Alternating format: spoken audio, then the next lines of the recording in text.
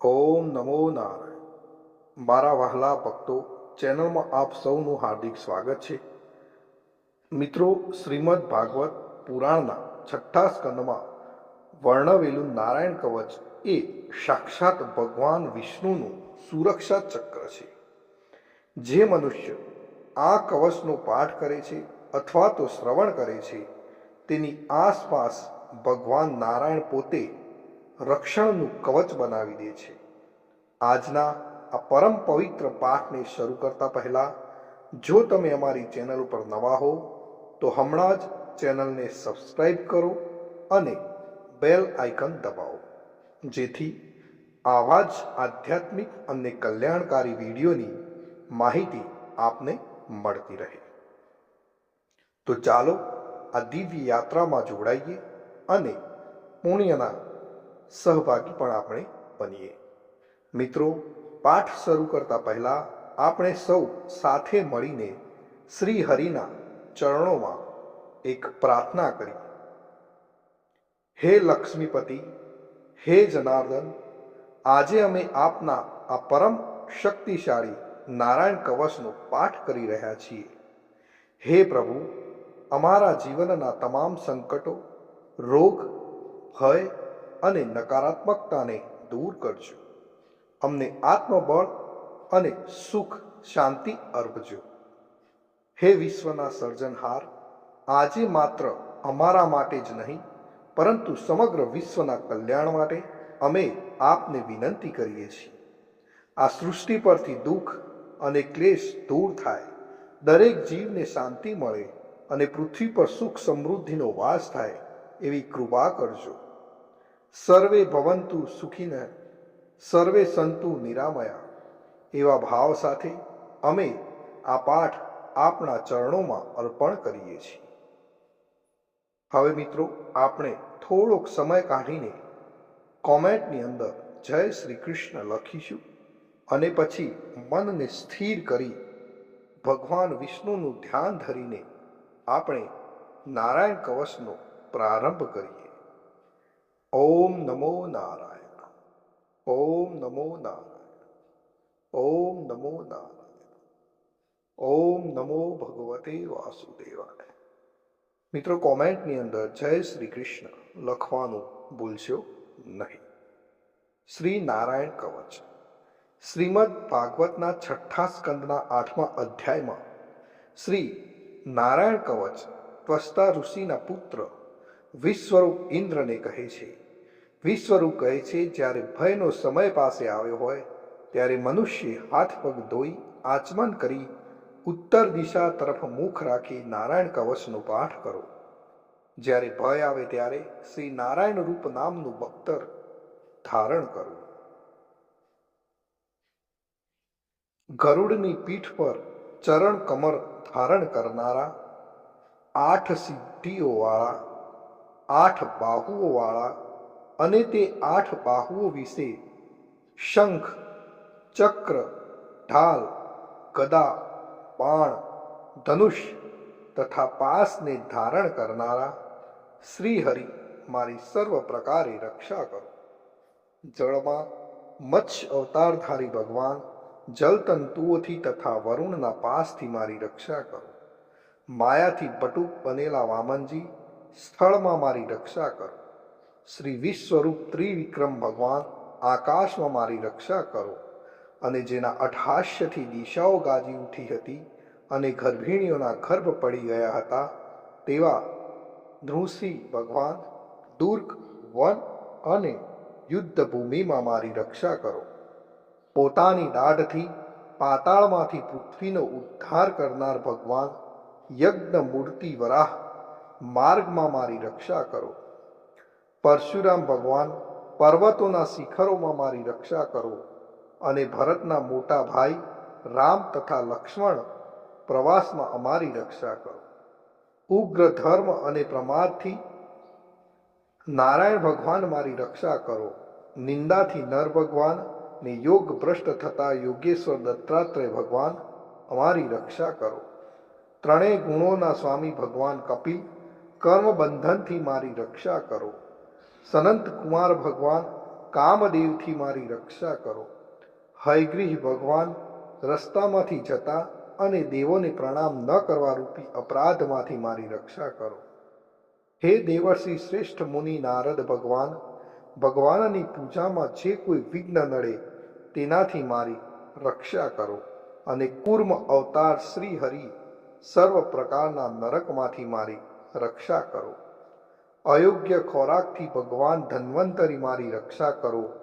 જીતેન્દ્રિય ભગવાન ઋષભદેવ કામ ક્રોધ આદિના ભયમાંથી મારી રક્ષા કરો. યજ્ઞવતારી ભગવાન લોક અપવાદથી મારી રક્ષા કરો. બલભદ્ર ભગવાન મનુષ્ય તરફથી થનારા ઉપદ્રવોમાંથી મારી રક્ષા કરો.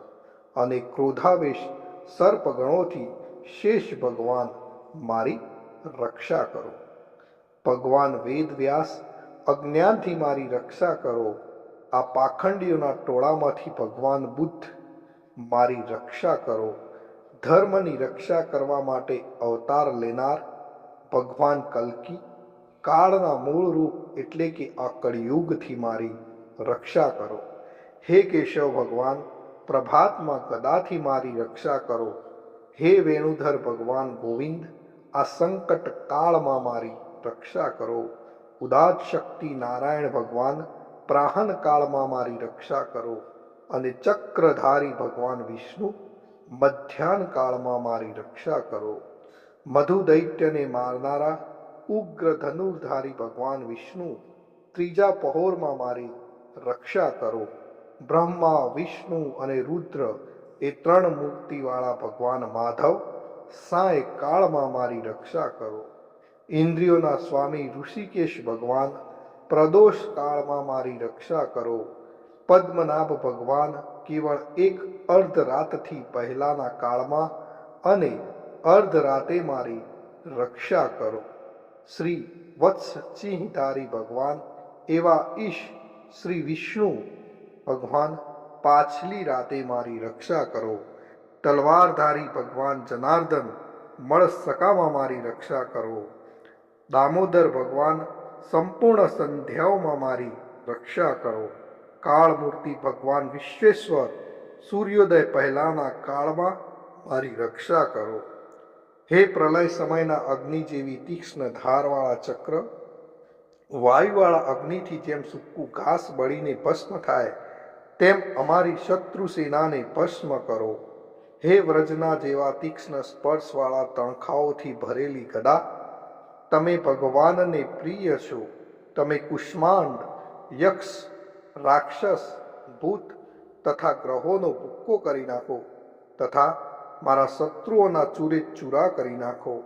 હે પંચજન્ય શંખરાજ, શ્રી કૃષ્ણ ભગવાન તમને ફૂંકીને ભયંકર શબ્દ કરે છે અને તેનાથી શત્રુઓના હૃદય કંપે છે.